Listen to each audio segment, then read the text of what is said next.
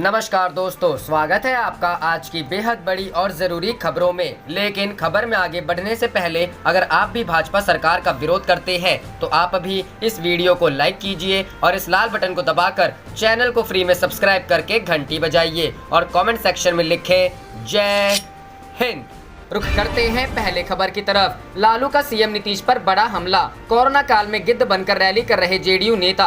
जी हां दोस्तों, बिहार में विधानसभा चुनाव को लेकर जुबानी जंग तेज होती जा रही है। इसी कड़ी में राष्ट्रीय जनता दल सुप्रीमो लालू प्रसाद यादव के ट्वीट से सियासत गर्मा गई है। उन्होंने कोरोना संक्रमण के विस्फोटक हालात के दौरान जनता दल यूनाइटेड की वर्चुअल रैली को लेकर मुख्यमंत्री नीतीश कुमार पर हमला बोला है। कहा है कि जेडीयू नेता लोगों का शिकार करने के लिए गिद्ध बनकर रैली कर रहे हैं। उधर जेडीयू ने भी इस पर पलटवार किया है। लालू यादव ने ट्वीट में लिखा, बनना था बाज बच गए गिद्ध। लालू प्रसाद यादव ने अपने ट्वीट में लिखा है कि राज्य में कोरोना संक्रमण के कारण स्थिति दयनीय, अराजक और विस्फोटक है। राज्य की स्वास्थ्य व्यवस्था दम तोड़ चुकी है। कोरोना संक्रमण पर नियंत्रण के लिए सरकार को बाज बनना था, लेकिन जेडीयू के नेता लोगों का शिकार करने के लिए गिद्ध बनकर रैली कर रहे हैं। मुख्यमंत्री तो 4 महीने में 4 बार भी अपने आवास से बाहर नहीं निकले। लालू प्रसाद यादव का ट्वीट विधानसभा चुनाव को लेकर जेडीयू द्वारा आयोजित वर्चुअल संवाद के कार्यक्रम की ओर था। लालू प्रसाद यादव के ई ट्वीट पर जेडीयू ने भी पलटवार किया। जेडीयू के प्रवक्ता राजीव रंजन ने लालू के ट्वीट के बर्बर, अराजक और हिंसक करार दिया। साथ ही कहा कि आज दुनिया कोरोना महामारी से जूझ रही है। बीते 100 घंटे में ही 10 लाख नए मामले सामने आए हैं। बिहार सहित 9 राज्यों में भी बीते 7-8 दिनों के दौरान कोरोना के मामलों में लगातार वृद्धि हुई है। इस चुनौती से निपटने में राज्य की मशीनरी सक्षम है। हालात को लेकर लालू प्रसाद यादव की टिप्पणी मानवता को शर्मसार करने वाली है। विदित हो कि लालू प्रसाद यादव ने इसके पहले 17 जुलाई को भी भोजपुरी में ट्वीट कर नीतीश कुमार को संबोधित करते हुए कहा था कि कोरोना के कारण बंदी के लगभग 4 महीना हो गए। इससे जनता में त्राहिमाम है। रोजी रोटी जान माल पर आफत है। बेरोजगारी, भ्रष्टाचार, अत्याचार चरम पर है। नीतीश कुमार 4 महीना में अपने बंगला से 4 बार भी बाहर नहीं निकले। इस लुका छुपी से कोरोना नहीं भागेगा। जब सेनापति मैदान छोड़कर भाग रहेगा तो लड़ाई कौन लड़ेगा। रुख करते हैं अगली खबर की तरफ। नीतीश सरकार नहीं समझती चुनाव टल सकते हैं लेकिन जान नहीं लौट सकती है, तेजस्वी। जी हां दोस्तों, बिहार के नेता प्रतिपक्ष तेजस्वी यादव लगातार नीतीश सरकार पर हमलावर हैं। इसी बीच सोमवार को उन्होंने कोरोना रोकथाम को लेकर किए जा रहे सरकारी प्रयासों की आलोचना करते हुए कहा कि हमने लगातार सरकार को आगाह किया है। टेस्ट के आंकड़े को बढ़ाने और पारदर्शिता की बात लगातार कर रहे थे। लॉकडाउन में जो समय मिला है उसमें संक्रमण रोका जा सकता है, लेकिन सरकार की मनसा ही ठीक नहीं है। तेजस्वी ने कहा कि राज्य सरकार में बैठे लोगों को कोई चिंता नहीं है। सरकार गलती पर गलती दोहरा रही है। हमारी तरफ से कई वीडियो सार्वजनिक किए गए हैं। पेशेंट परेशान हैं। कोरोना मरीजों को एडमिट तक नहीं किया जा रहा है। उन्होंने कहा कि जब तक जांच की संख्या 30,000 प्रतिदिन नहीं होगी तब तक कुछ नहीं होगा। नेता प्रतिपक्ष ने कहा कि राज्य सरकार आंकड़े छुपा रही है। केंद्र सरकार और राज्य सरकार के आंकड़े अलग अलग हैं। तेजस्वी ने काराकाट एमएलए की ओर इशारा करते हुए कहा कि हमारे कई एमएलए 18 दिन से टेस्ट रिपोर्ट का इंतजार कर रहे हैं। जो टेस्ट भी नहीं करा रहा उसकी रिपोर्ट मिल जा रही है। उन्होंने कहा कि सीएम का टेस्ट रिपोर्ट 2 घंटे में आ जा रहा है और लोगों को कई दिनों तक नहीं आ रहा है। हमें उनकी टेस्ट रिपोर्ट पर भी आशंका है। पीपीई किट डॉक्टर के पास नहीं है। सरकार बताए कितने वेंटिलेटर की व्यवस्था हुई है। यही नहीं, सीएम के पास जो आरजेडी के एमएलसी भागकर गए थे उनकी जांच रिपोर्ट क्यों नहीं आई। उन सब की रैपिड टेस्टिंग हो, यह हमारी मांग है। जबकि बिहार सरकार तो सिर्फ एंटीबॉडी टेस्टिंग कर रही है। तेजस्वी ने कहा कि डेडिकेटेड कोविड हॉस्पिटल कमिश्नरी हॉस्पिटल बनना चाहिए। गांधी मैदान में व्यवस्था कीजिए। उन्होंने कहा कि नीतीश कुमार की इच्छा शक्ति ही नहीं है, जबकि पटना में 100 से ज्यादा कंटेनमेंट जोन बना दिए गए हैं। नेता प्रतिपक्ष ने कहा कि दुख इस बात का है कि डीएम किसी भी अस्पताल में नहीं गए लेकिन ईवीएम मशीन चेक कर रहे हैं। नीतीश कुमार को सिर्फ अपनी कुर्सी बचाने की पड़ी है। उनको समझना चाहिए कि चुनाव टल सकते हैं लेकिन जान नहीं लौट सकती। सरकार का पूरा सिस्टम चुनाव कराने और तैयारियों में लगा हुआ है। आरजेडी नेता ने कहा कि सेंट्रल टीम आई है, हम हकीकत को रखना चाहते हैं। नीतीश जी को जल्दबाजी क्यों है? बिहार में वुहान से भी बुरी परिस्थिति आने वाली है। रुख करते हैं अगली खबर की तरफ। आरजेडी नेता मनोज झा बोले, बिहार की स्थिति खराब लेकिन सरकार चुनाव की गोटियां बिछा रही। जी हां दोस्तों, बिहार में कोरोना संक्रमितों की संख्या लगातार बढ़ती जा रही है। वहीं बिहार में कोरोना को लेकर राजनीति थमने का नाम नहीं ले रही है। आरजेडी नेता मनोज झा ने राज्य सरकार पर निशाना साधते हुए कहा है कि बिहार की स्थिति बहुत ही खराब हो चुकी है। सरकार को चुनाव की गोटियां बिछाने से फुर्सत नहीं है। उन्हें लोगों की जान की चिंता है। साथ ही उन्होंने कहा है कि नेता प्रतिपक्ष मार्च से कह रहे हैं कि हमें चुनाव नहीं लोगों की चिंता है। हालांकि सरकार को किसी की चिंता नहीं है। उन्होंने ये भी कहा कि केंद्र सरकार का आंकड़ा और राज्य सरकार के आंकड़ों में अंतर तो है। मनोज झा ने कहा कि कटिहार का मामला हो या कहीं और का, लोग पॉजिटिव हैं और उनका इलाज तक नहीं हो रहा है। जो लोग नेगेटिव हैं उनको पॉजिटिव बता दिया जा रहा है। बिहार सिर्फ भगवान के हवाले है, सरकार कुछ नहीं कर पा रही है। साथ ही बाढ़ को लेकर उन्होंने कहा कि बिहार में बाढ़ से स्थिति बहुत गंभीर हो जाएगी और बाढ़ कोरोना एक डेडली कॉम्बिनेशन हो सकता है जो जानलेवा होगा। रुख करते हैं अगली खबर की तरफ। केजरीवाल सरकार के होम आइसोलेशन मॉडल को उत्तर प्रदेश की योगी सरकार ने अपनाया। संजय सिंह। जी हां दोस्तों, आम आदमी पार्टी के उत्तर प्रदेश प्रभारी एवं राज्यसभा सदस्य संजय सिंह ने कहा कि अब प्रदेश की योगी सरकार ने भी केजरीवाल सरकार के दिल्ली मॉडल को अपना लिया है। अब उत्तर प्रदेश में भी हल्के व बिना लक्षणों वाले कोविड-19 मरीजों का इलाज घर पर ही किया जाएगा। यह केजरीवाल सरकार के लिए बहुत बड़ी उपलब्धि है कि दूसरे राज्यों की सरकारें भी उनसे सीख ले रही है और दिल्ली मॉडल को अपना रही है। सांसद सिंह ने कहा कि उत्तर प्रदेश की आबादी करीब 24 करोड़ और प्रतिदिन 40 से 50 हजार जाँच हो रही है। अब इसे 2 लाख तक बढ़ाए जाने की जरूरत है। उन्होंने कहा कि दिल्ली में अब तक करीब 1,03,000 मरीज ठीक हुए हैं और इसमें होम आइसोलेशन प्रक्रिया के तहत अब तक 80% लोग ठीक हुए हैं। वर्तमान में दिल्ली में रिकवरी रेट बढ़कर 84% और पॉजिटिविटी रेट घटकर 9% हो गई है। सिंह ने अपने निवास पर एक प्रेस वार्ता को संबोधित करते हुए कहा कि मानव जाति के इतिहास में सबसे बड़े संकट कोरोना से आज पूरा विश्व जूझ रहा है। रुख करते हैं अगली खबर की तरफ। सीएम गहलोत का फैसला, राजस्थान में सीबीआई सीधे नहीं कर सकेगी जांच। जी हां दोस्तों, राजस्थान सरकार ने फैसला किया है कि राज्य में सीबीआई अब सीधे किसी मामले में जांच नहीं कर पाएगी। किसी भी जांच के लिए सीबीआई को राज्य सरकार की सहमति लेनी जरूरी होगी। राज्य सरकार के गृह विभाग ने इस बारे में अधिसूचना जारी कर दी है। इस अधिसूचना के मुताबिक राज्य सरकार परिस्थिति के हिसाब से किसी भी मामले पर जांच के लिए सहमति देगी, तब कोई केंद्रीय एजेंसी जांच कर पाएगी। सीबीआई जांच को लेकर राजस्थान सरकार ने यह फैसला ऐसे समय लिया है जब राज्य में विधायकों की खरीद फरोख्त को लेकर सियासी आरोप प्रत्यारोप जारी है। कांग्रेस एक फोन टेप के हवाले से आरोप लगा रही है कि इसमें शेखावत, विधायक भंवरलाल शर्मा और संजय जैन की आवाज है और वे कथित रूप से सरकार गिराने की साजिश करते प्रतीत हो रहे हैं।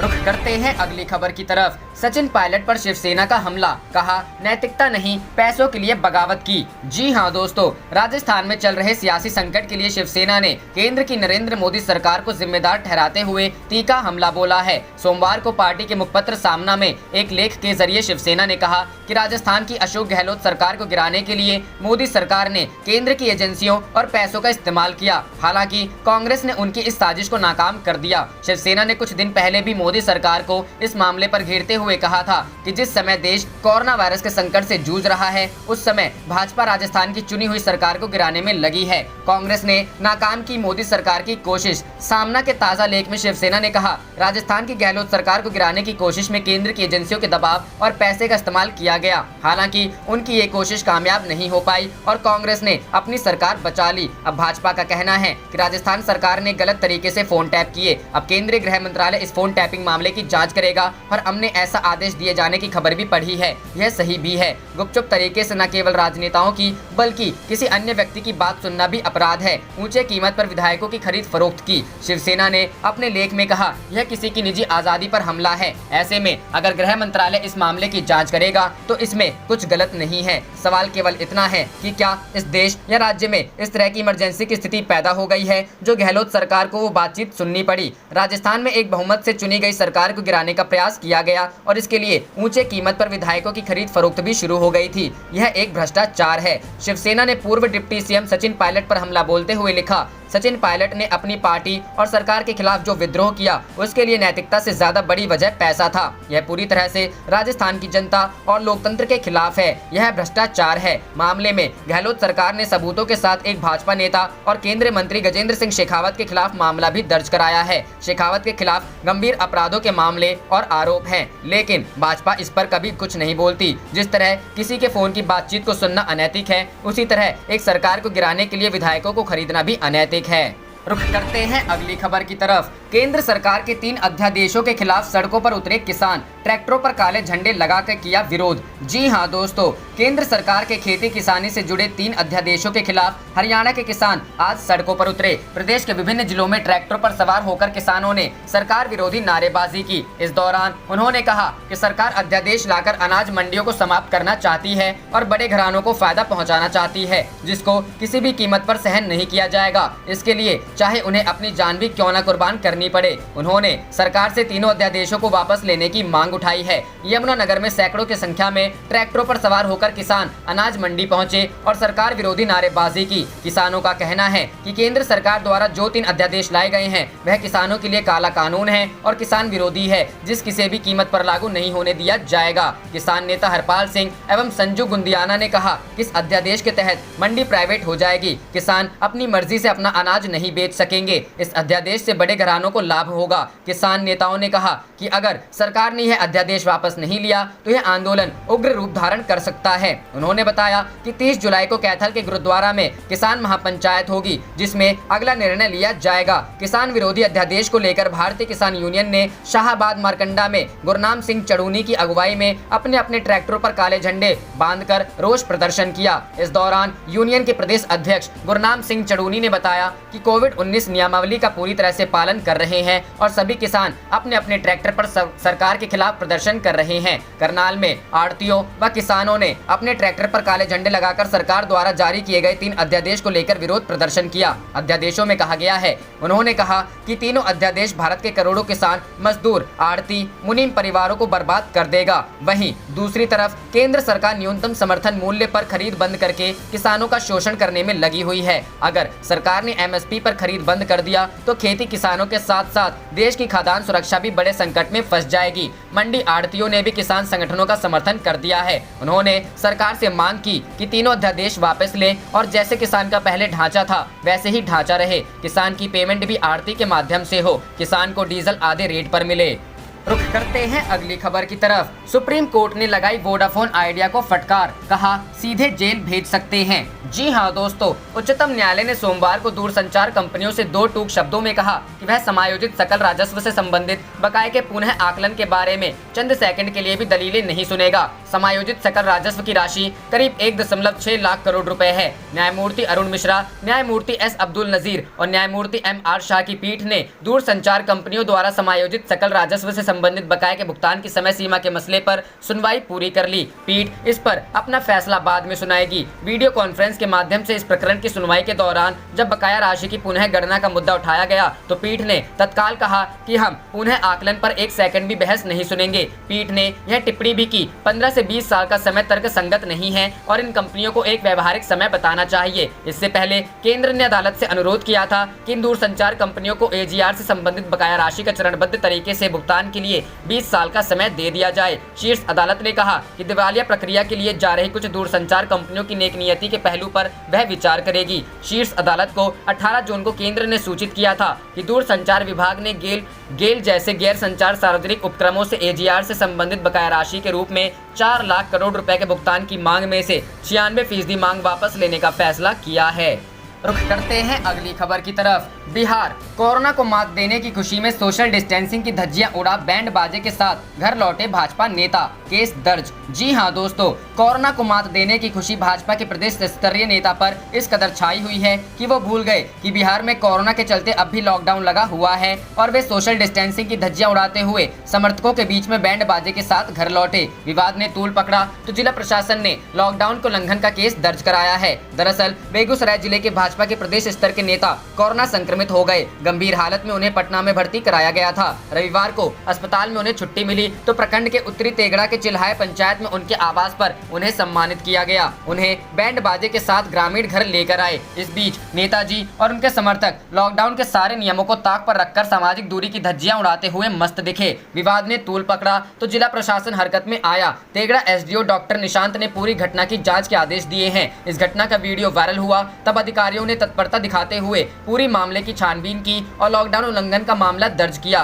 रुख करते हैं अगली खबर की तरफ। राहुल गांधी का नया वीडियो, बोले पीएम मोदी के 56 इंच आइडिया पर अटैक कर रहा चीन। जी हां दोस्तों, कांग्रेस के पूर्व अध्यक्ष राहुल गांधी ने अपनी वीडियो सीरीज का एक और क्लिप जारी किया है। राहुल ने इस वीडियो में चीन को लेकर अपने विचार साझा किए हैं, साथ ही उसकी विस्तारवादी नीति के बारे में भी जानकारी दी है। इसके अलावा राहुल गांधी ने केंद्र सरकार को घेरते हुए कहा है कि चीन पीएम नरेंद्र मोदी के 56 इंच वाले आइडिया पर अटैक कर रहा है। चीन के लद्दाख में चल रहे सीमा विवाद पर जारी राहुल गांधी ने अपने नए वीडियो में कहा, यह साधारण सीमा विवाद नहीं है। मेरी चिंता है कि चीनी आज हमारे इलाके में बैठे हैं। चीन बगैर रणनीतिक सोच के कोई कदम नहीं उठाता। उसके दिमाग में संसार का नक्शा खींचा हुआ है और वो अपने हिसाब से उसे आकार दे रहा है। जो वो कर रहा है वो उसका पैमाना है, उसी के तहत ग्वादर उसी में बेल्ट रोड आता है। यह दरअसल इस संसार की पुनर्रचना है। इसलिए जब आप चीनियों के बारे में सोचें तो आपको यह समझना होगा कि वह किस स्तर पर सोच रहे हैं। राहुल गांधी ने चीन की विस्तारवादी नीति पर यह भी कहा कि चाहे गलवान हो, पैंगोंग झील हो या डेमचोक,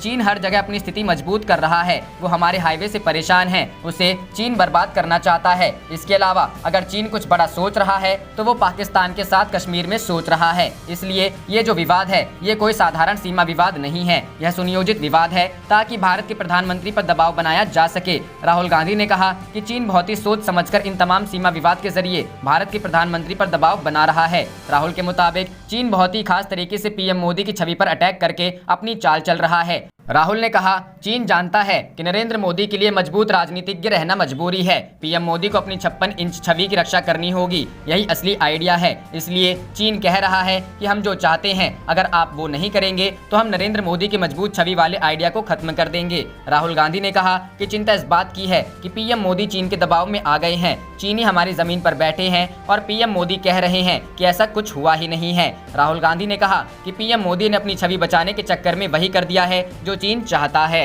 रुख करते हैं अगली खबर की तरफ। तेजस्वी यादव बोले, बिहार में सब कुछ राम भरोसे, हाथ खड़े करने वाली सरकार छिपा रही है कोरोना का आंकड़ा। जी हां दोस्तों, बिहार विधानसभा में नेता प्रतिपक्ष तेजस्वी यादव ने बाढ़ और कोरोना वायरस के बहाने एक बार फिर से नीतीश कुमार पर निशाना साधा है। सोमवार को तेजस्वी यादव ने साफ लहजे में कहा कि नीतीश कुमार ने कुर्सी बचाने में लगे हैं, उनको ना तो कोरोना और ना ही बाढ़ की चिंता है। पूरा प्रशासन और सिस्टम सिर्फ और सिर्फ चुनाव में लगा हुआ है। तेजस्वी ने कहा कि चुनाव लोगों की जान बचाने के लिए होता है और नीतीश कुमार अपनी कुर्सी बचाने में लगे हैं। तेजस्वी ने कहा कि चुनाव तो होता ही रहेगा, लेकिन पहले जरूरत है तो लोगों की जान बचाने की। तेजस्वी ने तंज भरे लहजे में कहा कि नीतीश कुमार जी खुद यहाँ क्वारंटाइन हैं, की भी खबर ली जानी चाहिए। मुझे उनकी जांच पर भी शंका है। तेजस्वी ने कहा कि बिहार में सब कुछ फिलहाल राम भरोसे चल रहा है, यह सरकार महज औपचारिकता की पूर्ति कर रही है। तेजस्वी ने कहा कि आज बिहार ज्वालामुखी पर खड़ा है। हम लोग लगातार सरकार को सचेत करते रहे, लेकिन सरकार ने एक न सुनी और नतीजा आज सबके सामने है।